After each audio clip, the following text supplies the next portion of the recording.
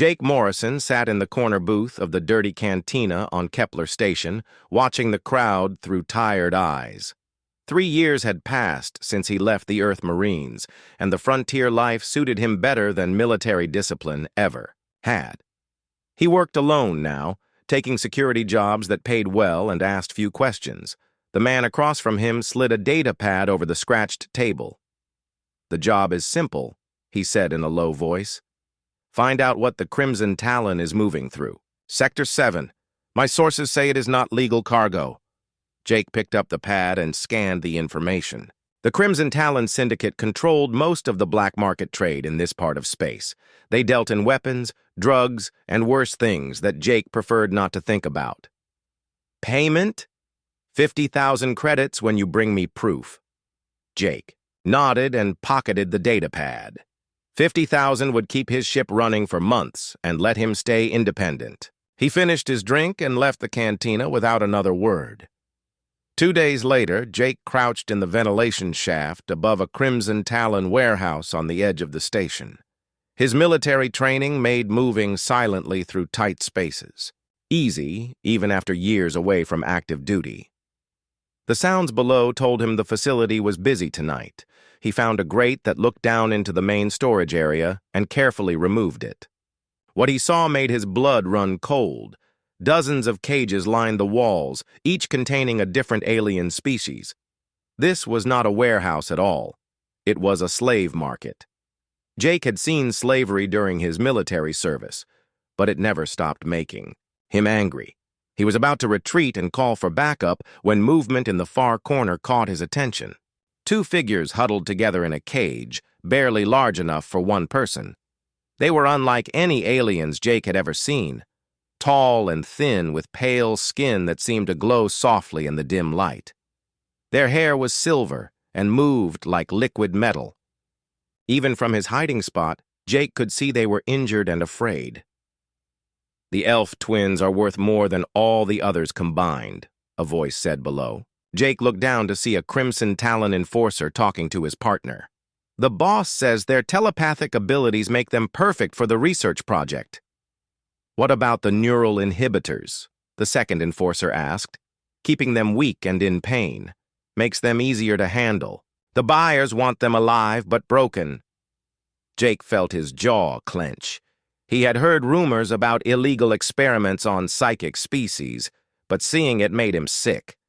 The 2 aliens in the cage were clearly suffering, and the casual way the enforcers talked about their pain reminded him why he hated criminals so much. He spent the next hour studying the facility layout and guard patterns. There were 12 armed guards, security cameras on all entrances, and motion sensors in the corridors. A direct assault would be suicide, but Jake had not survived 3 tours of duty by taking the easy path. He made his way back to his ship and gathered his equipment: military-grade body armor, pulse rifle, and enough explosives to level a city block. If he was going to do this, he would do it right. Jake returned to the facility at shift change when the guards were distracted. He placed charges on the power, generators, and backup systems, then positioned himself near the cage area. When the explosions killed the lights, chaos erupted throughout the building. In the darkness, Jake moved like a ghost. His night vision goggles turned the blackness into a green landscape of confused guards and panicking prisoners. He reached the cage containing the 2 aliens and found them pressed against the back wall, terrified. "I am here to help," he said softly, hoping they could understand him. Their large violet eyes reflected his infrared beam as they stared at him with obvious fear. The lock on their cage required a code, but Jake had other tools. A small cutting torch made quick work of the metal bars. The aliens shrank away from him as he opened the cage door. "I am not going to hurt you," Jake said, keeping his voice calm.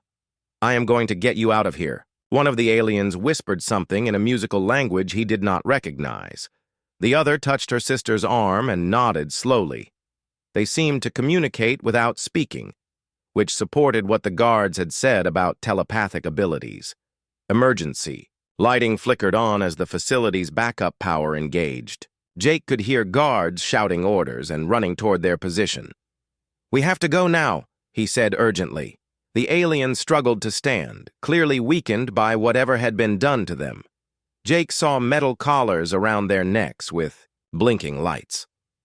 The neural inhibitors the guards had mentioned. He helped them to their feet and was surprised by how light they were despite their height. "Can you run?" he asked. They nodded, though he could see the effort it cost them. Jake led them through the maze of corridors toward his planned escape route. Behind them, he could hear guards organizing a search. His explosives had bought them time, but not much. They reached the loading dock where Jake had left his ship, the Wanderer, powered up and ready. The two aliens gasped when they saw the starfield beyond the open bay doors. They had probably not seen open space in months. "Get inside," Jake ordered, helping them up the boarding ramp. Pulse rifle fire erupted from behind them as the guards found their trail.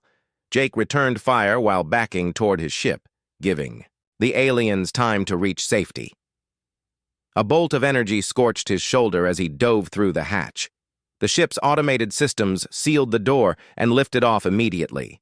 Within seconds, they were clear of the station and jumping to hyperspace. In the relative safety of his ship, Jake finally got a good look at his passengers. They were definitely siblings, possibly twins, with the same silver hair and violet eyes. One seemed blind, her eyes unfocused and cloudy. The other watched him with obvious suspicion despite his rescue. "You are safe now," Jake said, though he knew it was not entirely true. The Crimson Talon did not forgive theft, especially of valuable property. They would come after him now, and that meant the aliens were still in danger. The two sisters spoke to each other in their musical language, their voices weak but determined. Jake realized he had just committed himself to protecting them, whether he had planned to or not.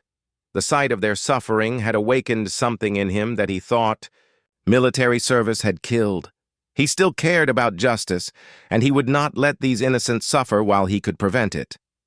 The Wanderer jumped through hyperspace for 6 hours before Jake felt safe enough to check on his passengers. He found them huddled together in the small medical bay, still wearing the metal collars that caused them obvious pain. Every few minutes, one of them would wince as the devices sent electrical pulses through their nervous systems. Jake knelt beside them slowly, keeping his movements calm and unthreatening. "My name is Jake," he said, pointing to himself. "Jake Morrison." The alien, who could see, studied his face for a long moment before touching her chest. "Luna," she said in accented standard. Her voice was musical despite the pain. She gestured to her sister. "Maya." Maya turned toward the sound of Jake's voice, her cloudy eyes searching. Luna took her sister's hand and guided it to touch Jake's arm. Maya jerked back at first, then cautiously reached out again. When she spoke, it was in their own language, but Luna translated. "She says thank you for saving us," Luna said.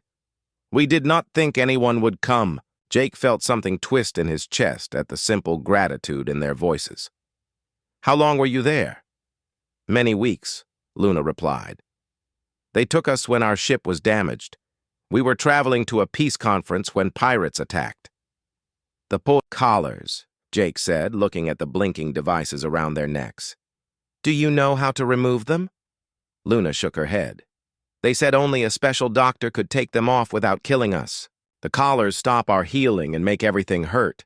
Jake had seen similar devices used on psychic species before. Neural inhibitors were illegal in most civilized systems, but the black market had no such restrictions. "I know someone who might be able to help, but she is far away, and the journey will be dangerous." "More dangerous than staying prisoners?" Maya asked, speaking standard for the first time. Her accent was thicker than her sister's, but her meaning was clear. "The Crimson Talon will come after us," Jake explained. "They do not like losing valuable property. We will have to keep moving and stay hidden." Luna translated for Maya, and they spoke quietly in their own language. Finally, Luna nodded. We understand. We trust you. The word trust hit Jake harder than he expected. When had anyone last trusted him completely? His own government had abandoned his unit when the mission went wrong. His fellow soldiers had died believing in causes that proved to be lies. But these two aliens, who had every reason to fear all other species, were placing their lives in his hands. Get some rest, he said gently. I will watch for trouble. Over the next 3 days, Jake pushed the Wanderer through 4 different star systems, using jump routes that were barely legal and fuel consumption patterns that would be hard to track. The ship's sensors showed pursuit vehicles twice, but his military training in evasive maneuvers kept them ahead of their hunters. During the long hours in hyperspace, Jake learned more about Luna and Maya. They were from a world called Sylvandria, where their people lived in harmony with nature and each other. Their telepathic abilities allowed them to share emotions and thoughts, making deception nearly impossible in their society. We were diplomats, Luna explained during one of their conversations. Our people sent us to make peace with the human colonies near our space. But the pirates knew we were coming. Someone betrayed your mission, Jake realized. The attack was planned.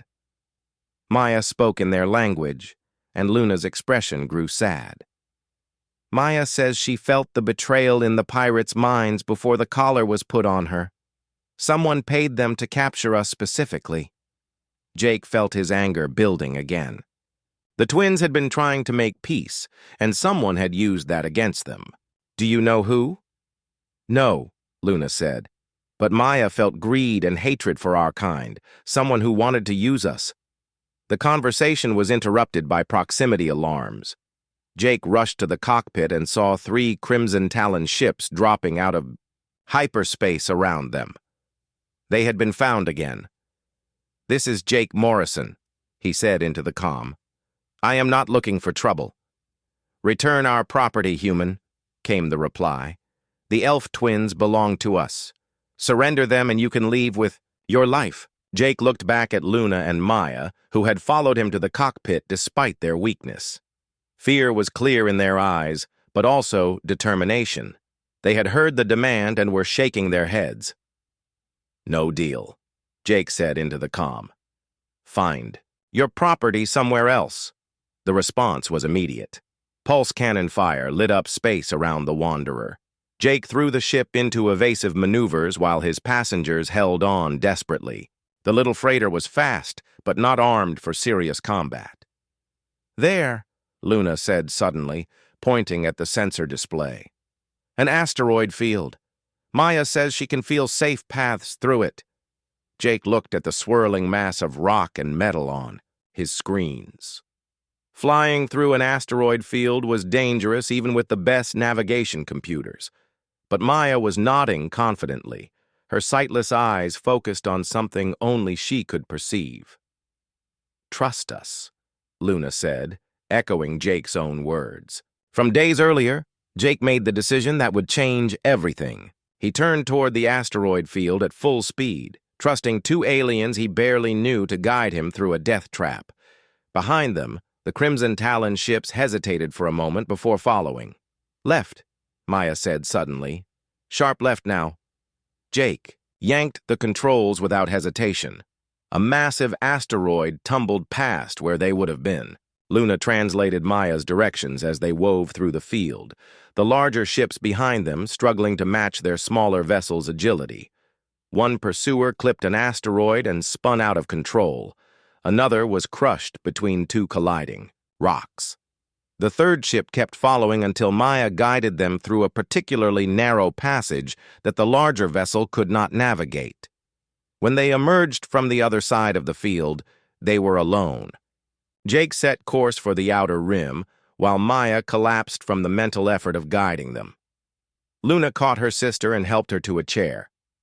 That was incredible, Jake said, looking at Maya with new respect. How did you do that? She feels the movement of all things, Luna explained. Even with the collar hurting her, she could sense the safe paths. Jake realized that the twins' abilities were far more powerful than he had understood. No wonder someone wanted to capture and experiment on them. With training and proper equipment, they could be incredibly valuable allies. "The doctor I mentioned," he said, "her name is Rebecca Kane. She used to work for the military researching alien biology. She was exiled for refusing to develop biological weapons." "Will she help us?" Luna asked. "If anyone can remove those collars safely, it is her," Jake replied. "But she lives in the outer rim, where the law does not reach. It will take 2 more days to get there." Luna translated for Maya, who nodded weakly. The effort of guiding them through the asteroid field had drained her remaining strength. Jake could see that both twins were suffering more each day the collars remained active. "Rest now," he said. "I will get you to safety." As the twins settled in the medical bay again, Jake realized that somewhere during their escape, his motivation had changed. He was no longer just helping them because it was the right thing to do. He was protecting them because they trusted him, because they had saved his life in the asteroid field, and because seeing them in pain made him angrier than he had been in years. For the first time since leaving the military, Jake Morrison felt like he had a mission that truly mattered. He would get Luna and Maya to Dr. Kane, and he would keep them safe from anyone who wanted to hurt them. The Crimson Talon had made this personal when they put those collars on innocent people. The hunt was just beginning, but Jake was no longer just running. He was fighting back. Dr. Rebecca Kane worked for 3 hours to remove the neural inhibitors from Luna and Maya's necks. Her hidden medical facility on Sanctuary Prime was equipped with tools that most doctors only dreamed of possessing. Jake watched anxiously as she carefully cut through the collar mechanisms while monitoring the twins' vital signs. "These devices are more sophisticated than I expected," Rebecca said as she worked. "They have been specifically designed to interfere with Etherian neural pathways. Someone did extensive research before building them." "Will they be okay?" Jake asked, noting how pale both twins looked on the medical tables. "The physical damage will heal once the inhibitors are removed," Rebecca replied. "But the psychological trauma may take longer. They have been in constant pain for months." When the last collar fell away, Maya gasped and her eyes suddenly focused. The cloudiness that had hidden her sight disappeared like morning fog. Luna sat up slowly, touching her neck where the collar had been, tears streaming down her face. "I can see," Maya whispered in wonder, looking around the medical bay with clear, violet eyes. "The pain is gone." Luna reached out with her mind, and Jake felt a brief touch of alien thought before she pulled back. "Our abilities are returning," she said. "Thank you, Dr. Kane." Rebecca smiled sadly. "I am sorry it took so long to find you. I have been tracking reports of neural inhibitor experiments for years, but the Syndicate keeps their operations well hidden." Jake helped the twins off the medical tables, surprised by how much stronger they already seemed. The healing abilities of their species were clearly remarkable. "How long before they are fully recovered?" "A few days for physical healing," Rebecca said. "But they will need somewhere safe to rest and rebuild their strength. The Crimson Talon will not give up easily." "I know a place," Jake said, making another decision that would change his life. "Haven's Rest is an abandoned mining world in Sector 12. No one goes there anymore since the ore ran out." Rebecca raised an eyebrow. "You are planning to hide them there?" "For as long as necessary," Jake replied. "The planet has decent atmosphere and fresh water. We can build a shelter and wait for the heat to die down." Luna and Maya exchanged a look that Jake was beginning to recognize. They were communicating telepathically again, probably discussing whether they could trust him with their long-term safety. "We would like that," Luna said finally, "if you are willing to stay with us." The question caught Jake off guard. He had been thinking about keeping them safe, but had not considered what would happen after that. "You want me to stay?" "We have nowhere else to go," Maya said softly. "Our world is far away, and the journey would be dangerous. Besides, we feel safe with you." Jake felt that twist in his chest again. When had anyone last felt truly safe with him? "Then we stay together," he said. "At least until you decide what you want to do next." 3 weeks later, Jake stood on the porch of their newly built cabin watching Luna practice with her restored sight. She was testing the limits of her enhanced perception, identifying objects at distances that would challenge military snipers. Maya sat nearby with her eyes closed, extending her telepathic senses to monitor the surrounding area for threats. The mining world of Haven's Rest had proved to be perfect for their needs. The automated mining equipment had left behind useful materials and power sources. The three of them had worked together to build a comfortable shelter near a fresh water stream. Jake had been amazed by how quickly the twins learned to use human tools and technology. Their natural intelligence and ability to share knowledge telepathically made them incredibly efficient students. In return, they had taught him basics of their language and culture. "Jake," Maya called from her meditation spot. "I sense something strange in orbit around the planet." Jake immediately went into alert mode. "How many ships?" "Not ships," Maya said, her brow furrowed in concentration. "Something else. Metal and circuits, but no life signs." Luna joined them, her enhanced eyes scanning the sky. "There," she said, pointing to a spot that looked empty to Jake. "Something is moving against the stars." Jake pulled out his portable scanner and aimed it where Luna was pointing. After a moment, it detected a small object in low orbit. "It is a surveillance probe," he said grimly. "Someone has found us." The peaceful weeks at Haven's Rest had made Jake almost forget about their pursuers, but the Crimson Talon was notorious for their persistence. They had probably been scanning every uninhabited world in this sector. "How long do we have?" Luna asked. Jake studied the probe's configuration on his scanner. "If this is a standard reconnaissance model, it will take 12 hours to complete. It's survey and transmit the data. After that, ships could arrive within a day." Maya stood up, her violet eyes determined. "Then we fight." "You do not understand," Jake said. "The Crimson Talon will send everything they have. Dozens of ships and hundreds of soldiers. We cannot win against those numbers." "We can try," Luna said, moving to stand beside her sister. "This is our home now. We will not run anymore." Jake looked at the twins and realized they were serious. 3 weeks of safety and healing had given them back their confidence. They were no longer the broken prisoners he had rescued. They were warriors ready to defend their territory. "If we stay and fight, some of us will probably die," Jake said bluntly. "Then we die together," Maya replied. "As a family." The word family hit Jake like a physical blow. Somewhere during their time on Haven's Rest, the three of them had become exactly that. Not by blood or species, but by choice and shared experience. They cooked meals together, shared stories of their different worlds, and protected each other from nightmares. Jake realized he did not want to run either. For the first time since leaving Earth, he had found a place where he belonged. Luna and Maya had given him something he thought he had lost forever, a reason to fight that was bigger than just survival. "All right," he said. "We make our stand, here. But we do it smart." The next 12 hours were spent in frantic preparation. Jake used his military engineering skills to turn their peaceful cabin into a fortress. Motion sensors and automated defenses were positioned around the perimeter. Escape tunnels were dug leading to hidden bunkers, stocked with supplies. Luna and Maya proved to be quick learners when it came to combat tactics.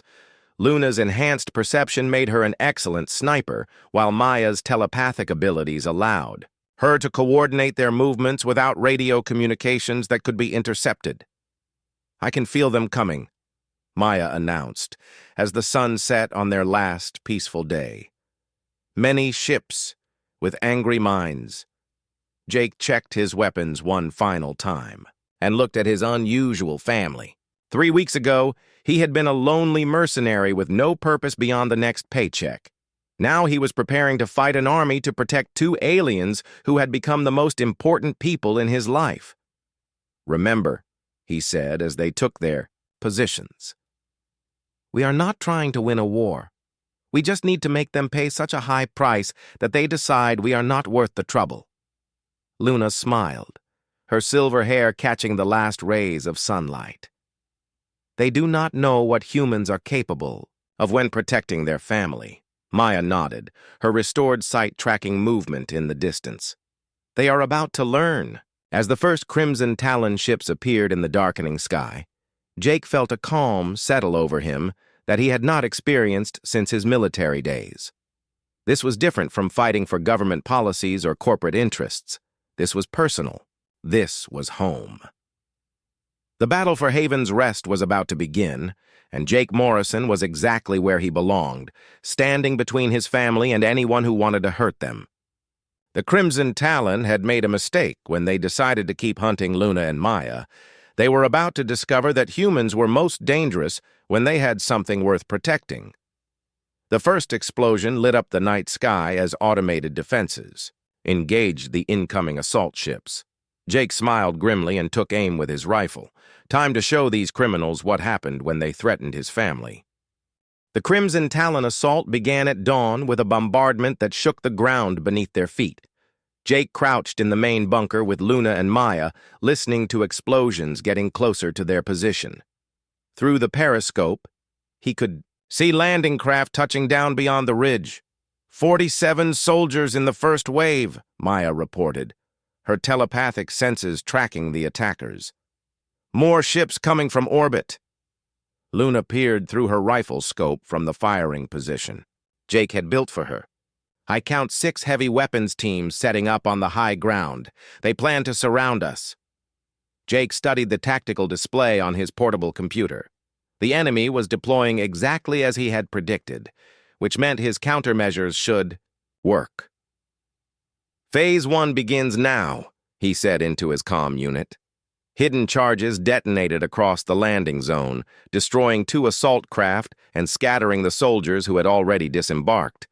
At the same time, automated gun turrets rose from concealed positions and began targeting the heavy weapons teams. "Beautiful," Luna whispered, as enemy soldiers dove for cover. "Your trap is working perfectly." But Jake knew this was only the beginning. The Crimson Talon had brought enough firepower to level a small city. His defenses would slow them down, but could not stop them indefinitely. "They are regrouping faster than expected," Maya warned. "Someone is coordinating their response very efficiently." Through his binoculars, Jake spotted a figure in advanced tactical armor directing the enemy forces. "Professional military," he muttered. "They brought in a specialist." The second wave of attacks came from 3 directions simultaneously. Jake had expected this and triggered his next surprise. The stream that ran past their cabin had been temporarily dammed upstream. When he released the water, it flooded the entire valley approach, turning solid ground into treacherous mud.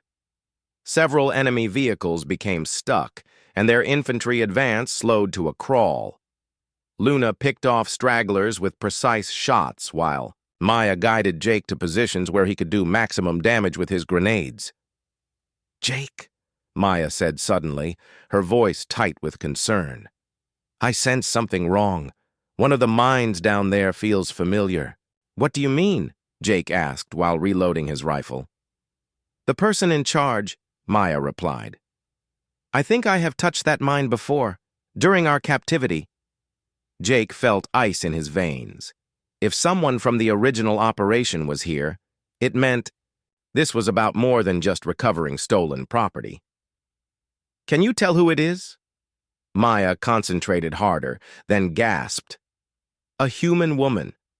She was there when they put the collars on us. She asked many questions about our abilities." "A researcher," Jake realized. "Someone who wants you for experiments, not just slavery." The implications hit him immediately. If scientists were involved, the Crimson Talon would never give up. Luna and Maya represented too much potential profit from their research. This would not end unless Jake found a way to eliminate the threat permanently.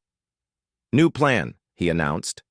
"We take out their command structure." Luna looked at him through her scope. "That armor the leader is wearing looks military grade. Very hard to penetrate." "Then we get creative," Jake said. He studied the battlefield layout and began forming a desperate idea.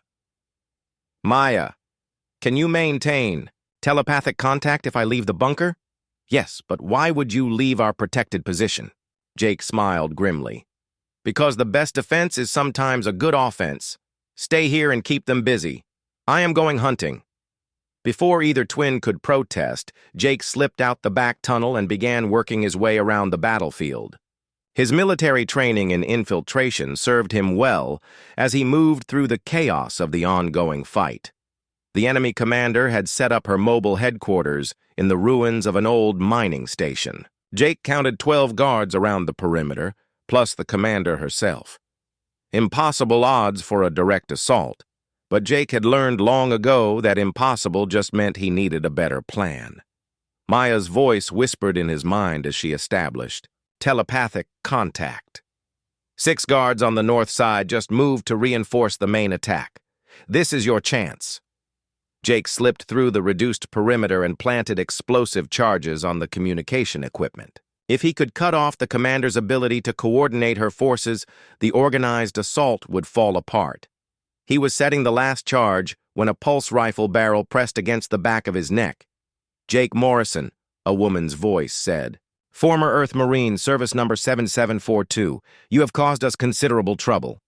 Jake raised his hands slowly and turned around.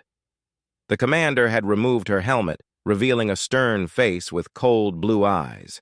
Her military bearing confirmed his suspicion that she was more than just a hired gun. "Commander Victoria Cross," she continued.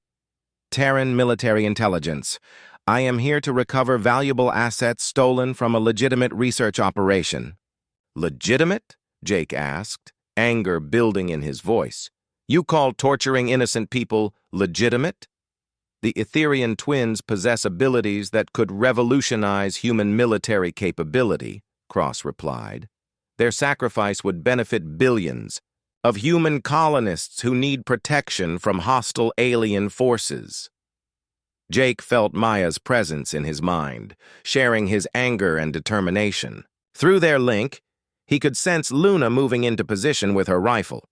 His family was coming to save him. "They are not weapons," Jake said. "They are people with the right to choose their own lives." Cross smiled coldly.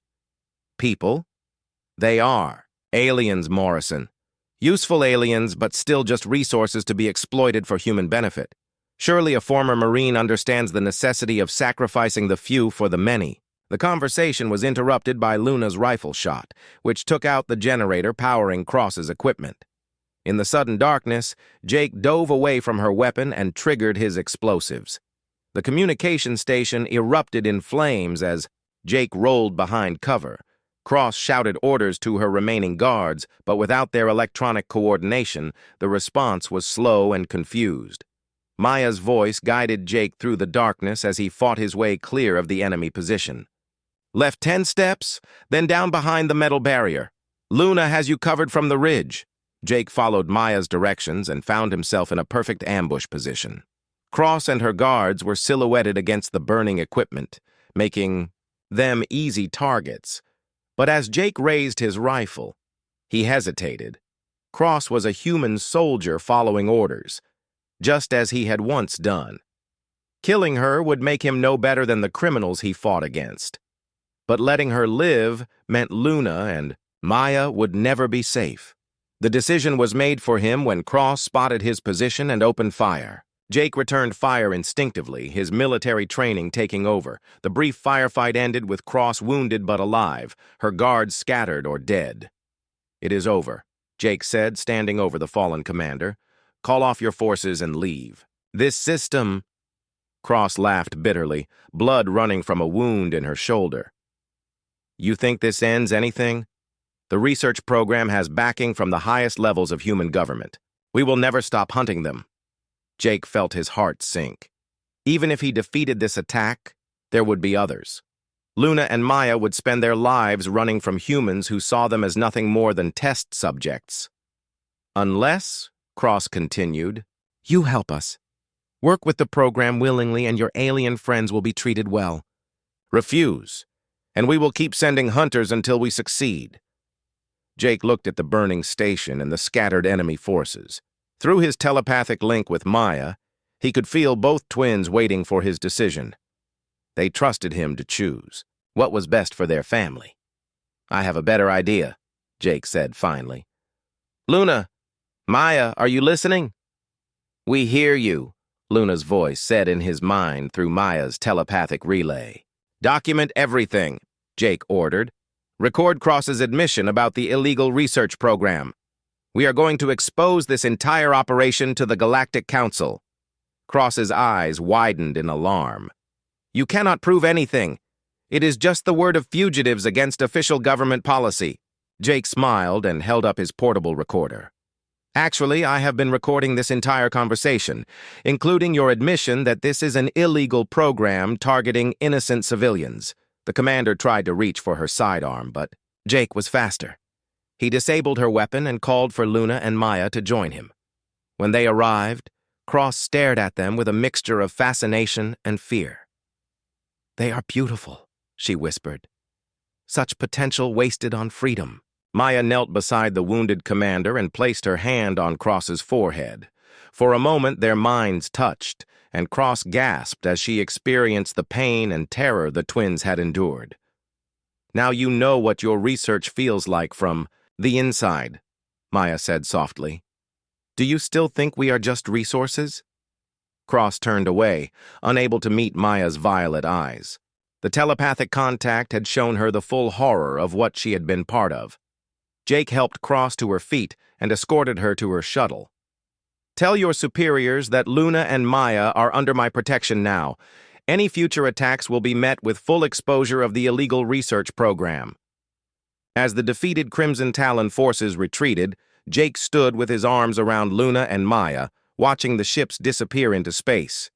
The battle was won, but the war for their freedom was just beginning. What happens now? Luna asked. Jake looked at his family and smiled. Now we make sure this never happens to anyone else. We are going to... 6 months after the siege of Haven's Rest, Jake Morrison stood on the bridge of their new ship, the Haven's Grace, watching a distress signal blink on the communication console. Luna worked at the navigation station while Maya monitored the sensor arrays, their enhanced abilities making them an incredibly effective crew. The signal is coming from a civilian transport, Luna reported. Their engines are failing near the Kepler asteroid belt. Maya closed her eyes and extended her telepathic senses toward the distant ship. I sense fear and desperation, many people trapped with no way to escape. Jake studied the tactical display. The asteroid belt was dangerous for rescue operations, but the transport would not last long without help. Set course for their position, he ordered. Full speed. The Haven's Grace was a modified courier vessel that Jake had purchased with the reward money from exposing the illegal research program. Commander Cross's recorded confession had brought down 3 government officials and shut down the secret project permanently. The Galactic Council had been very grateful for the evidence. More importantly, Luna and Maya were finally free to live their lives without fear of capture.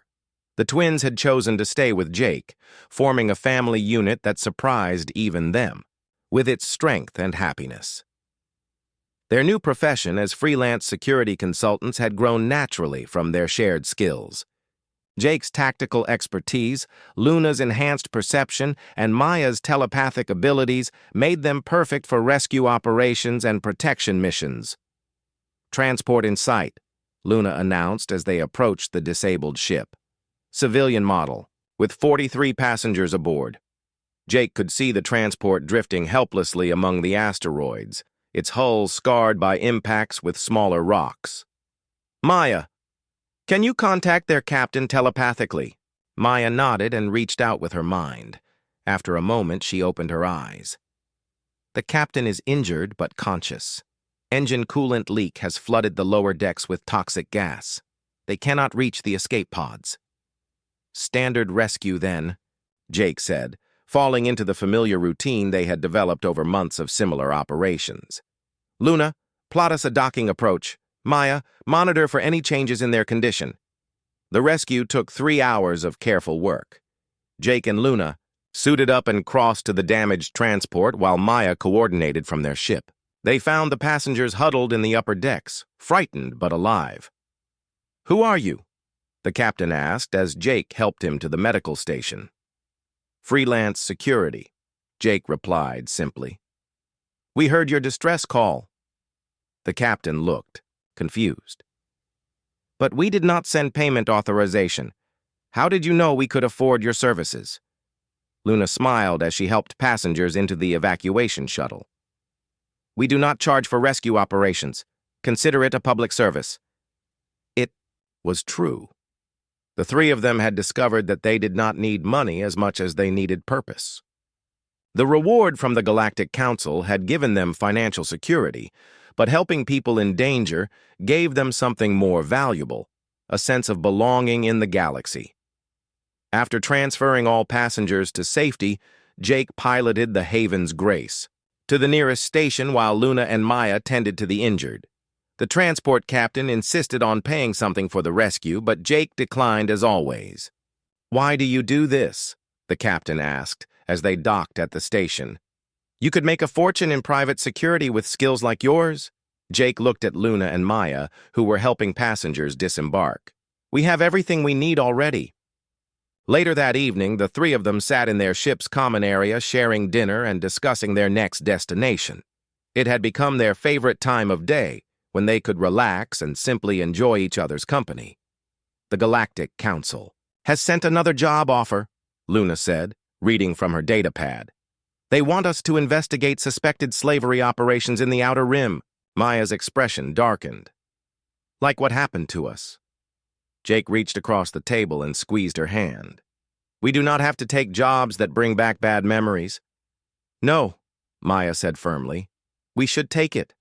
Other people need the same rescue you gave us." Luna nodded in agreement.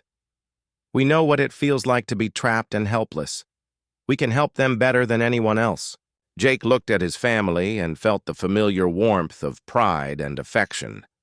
6 months ago, he had been a lonely mercenary with no purpose beyond survival. Luna and Maya had given him something he thought he had lost forever, a reason to fight that was bigger than himself. "Then we take the job," he decided, "but we do it our way. No compromises on protecting innocent people." The twins smiled and began planning their approach to the investigation. Jake watched them work together, their telepathic link allowing them to share ideas faster than normal conversation. They had healed completely from their ordeal, both physically and emotionally. More than that, they had thrived.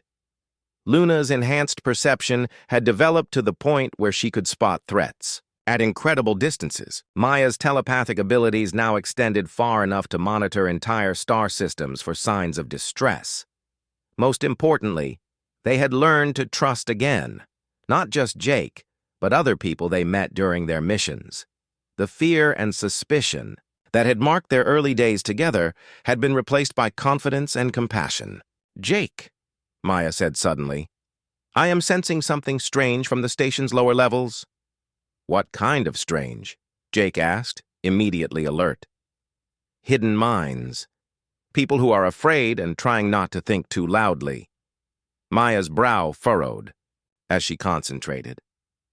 "I think there might be prisoners down there." Luna was already pulling up the station schematics on her datapad. "The lower levels are supposed to be storage areas, but these layouts show several sealed compartments that are not on the official records." Jake sighed and stood up. "So much for a quiet evening off duty." "We could ignore it," Luna suggested, without conviction. "It is not our assigned mission." "Could you really ignore it?" Jake asked, knowing the answer already. Both twins shook their heads. Maya stood and moved toward the equipment lockers. "Those minds feel like we did in the cages, hopeless and forgotten." Then we do not ignore it, Jake said, following her. Family rule number 1, we help people who need help. Luna smiled as she gathered her gear. I love our family rules. 20 minutes later, they were moving through the maintenance corridors of the space station, following Maya's telepathic guidance toward the hidden compartments. Jake carried his usual complement of weapons while the twins used their enhanced senses to avoid security patrols. 12 minds, Maya whispered as they approached the sealed area. Different species, all very weak from poor treatment. Luna examined the door locks with her enhanced vision. Military-grade security. Someone spent serious money to keep these people hidden. Jake placed shaped charges on the door hinges while Maya used her telepathic abilities to calm the prisoners inside. When the door fell away, they found exactly what they had expected. Another illegal slave operation. The rescue was swift and efficient. Jake disabled the guards while Luna and Maya freed the prisoners and called for emergency medical assistance. Within an hour, the station's legitimate security forces had arrested the criminals and secured evidence of their operations. How did you know to look down there? The station security chief asked as they gave their statements. Lucky guess, Jake replied, not wanting to explain Maya's abilities to someone who might not understand. As they walked back to their ship, Luna took Jake's arm. Do you ever miss your old life? Before you found us? Jake considered the question seriously. His old life had been simpler in some ways, with fewer responsibilities and complications. But it had also been empty, filled with meaningless jobs, for people who saw him as nothing more than a tool. Never, he said honestly. This is the life I was meant to live. Maya moved to his other side and linked her arm through his. We feel the same way. You gave us more than freedom, Jake. You gave us a family and a purpose. As they boarded the Haven's Grace and prepared for departure, Jake reflected on how much had changed since that night in the Crimson Talon warehouse. He had rescued 2 frightened prisoners and somehow gained a family that made every day worth living. The galaxy was full of people who needed help, criminals who preyed on the innocent, and injustices that demanded correction. But now Jake faced those challenges with Luna and Maya at his side, their combined abilities making them nearly unstoppable. Next destination? Luna asked as she powered up the navigation systems.